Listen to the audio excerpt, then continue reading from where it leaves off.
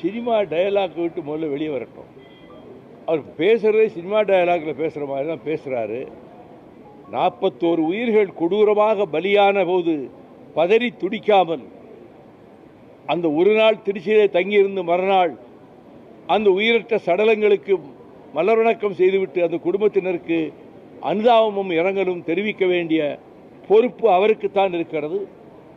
கடுகளவு பொறுப்புணர்ச்சி கூட இல்லாமல் அவர் இரவோடு இரவாக சென்னை பட்டினத்துக்கு சென்றதும் 40 நாட்கள் கழிய போகிற நேரத்தில் பாதிக்கப்பட்ட குடும்பங்களை தான் இருக்கிற இடத்துக்கு வரவழைத்து துக்கம் கேட்பதும், இதுவரை எந்த சாதாரண மனிதன் முதல் தலைவராகட்டும், யாராக இருக்கட்டும், சொந்தக்காரங்களாக இருக்கட்டும், துக்கம் கேட்கறது அந்த வீட்டில் போய் தான் துக்கம் கேட்கணும். இப்படி ஒரு விசித்திரமான ஒரு முறையை கொண்டு வந்து அங்கே வந்து துக்கம் வீடு தன்னிடத்தில் வர சொல்லி அவர்கிட்ட அனுதாபம் தெரிவித்ததாகவும் அது நிதி கொடுத்ததாகவும் அந்த முதல் ஸ்டெப் அவர் எடுத்து வைத்திருக்கிற முதல் அடியே பிழையாக போய்விட்டது. இனி அவர் எங்கே வேணாலும் பிரச்சாரம் பண்ணலாம், அது சுதந்திரம், ஜனநாயகம் வழங்கி இருக்கிற சுதந்திரம்.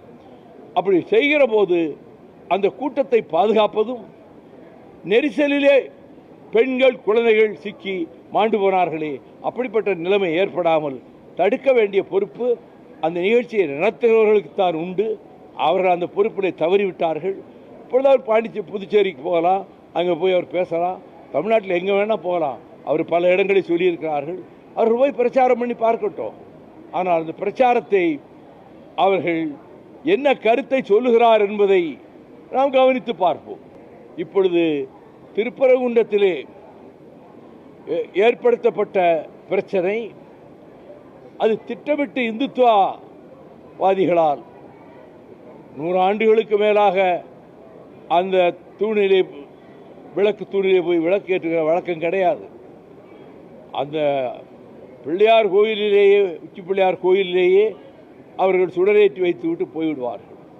இம்முறை திட்டமிட்டே வேண்டுமென்றே அவர்கள் அதில் ஏற்ற முயற்சித்ததும், அப்படி முயற்சி நடக்கிற போதே துலாக்கோல் நிலையிலே இருந்து நீதியை பரிபாலனம் செய்ய வேண்டிய ஒரு நீதி அரசர் ஒரு இந்துத்துவவாதியைப் போல தன்னுடைய மனப்பான்மையை வளர்த்து கொண்டு விளக்கு ஏற்றாவிட்டால் நடப்பது வேறு என்று அச்சுறுத்துகிற பாடியிலே கொடுத்த தீர்ப்பு ஜனநாயகத்திற்கு விரோதமானது. நீதித்துறையும் நிர்வாகத்துறையும் சட்டமன்றமும் மூன்றும் சேர்ந்துதான் ஒரு அரசு இயங்குகிறது. அதில் நீதித்துறையைச் சேர்ந்தவர்கள் சமீப காலமாக தனிப்பட்ட சொந்த விருப்பு வெறுப்புகள், தங்களுடைய சொந்த கருத்துக்களை திணிக்கின்ற முயற்சியிலே அண்மை காலத்தில் தான் இப்படிப்பட்ட ஒரு அபாயம் சூழ்ந்து வருகிறது. ஆனால் மக்கள் அதற்கு இடம் கொடுக்கவில்லை. மக்கள் ஒற்றுமையாக இருக்கிறார்கள். ஆலயங்களிலே சென்று வழிபடுகிற இந்துக்களாகட்டும் அல்லது தர்காவுக்கு போகக்கூடிய இஸ்லாமியர்களாகட்டும் அவர்கள் ஒற்றுமையாகத்தான் இருக்கிறார்கள். இந்த பிரச்சனையில் அவர்கள் எந்த விதமான கலவர உணர்ச்சிக்கும் இடம் கொடுக்கவில்லை என்பது மதுரைக்கு பெருமை தருவதாகும். அந்த நிலைதான் நீடிக்க வேண்டும் என்பதையும், அதே நேரத்தில் திடீரென்று வந்தே மாதர கொடியை தூக்கி பிடித்து கொண்டு அவர்கள் இந்த வந்தே மாதரத்துக்கு ஆதரவு திரட்டுகிறார்கள். பண்டித ஜவஹர்லால் நேரு அதற்கு உடன்படவில்லை என்பதற்கு என்ன காரணம்? இது பக்கிம் சந்திர சட்டர்ஜி ஆனந்த மடம் என்று தான் எழுதிய நாவலில் இந்த வந்தே மாதர கவிதையை பதிவு செய்திருக்கிறார். அது பின்னாளிலே அரவிந்தர் நூற்றாண்டு விழா மலரிலே கூட அதை தமிழ்படுத்தி போட்டிருந்தார்கள். முதல் பேராகிராஃப் ஒன்று பிரச்சனை கிடையாது.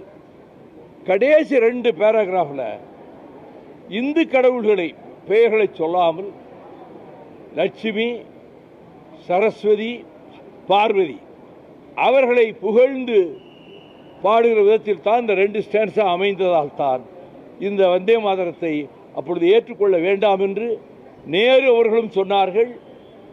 வங்கத்து சிங்கம் நேதாஜியும் அதே கருத்தை தான் தெரிவித்தார். இப்பொழுது பேசுபொருளாகி நாடாளுமன்றத்திலேயே விவாதத்துக்கு வந்துவிட்டது. எனவே புதிதாக எப்படி இந்துத்துவாவை திணிக்கலாம் என்று, அதுவும் தமிழ்நாட்டுக்குள்ளே எப்படி கொண்டு வந்து திணிப்பது என்று படுபிரயாசப்படுகிறார்கள் எல்லா விதத்திலும். ஆனால் இது தமிழகம் மதச்சார்பற்ற தன்மைக்கு இலக்கணமான ஒரு மாநிலம். இங்கே அப்படி விஷத்தை கக்கி வேறுபாடுகளையும் மோதல்களையும் ஏற்படுத்த ஒரு காலம் முடியாது. இது திராவிட இயக்கத்திலே ஊறி திளைத்த பூமி. பெரியார், அண்ணா, கலைஞரால், எண்ணற்ற தியாகிகளால் பக்குவப்படுத்தப்பட்ட மாநிலம்தான் தமிழ்நாடு.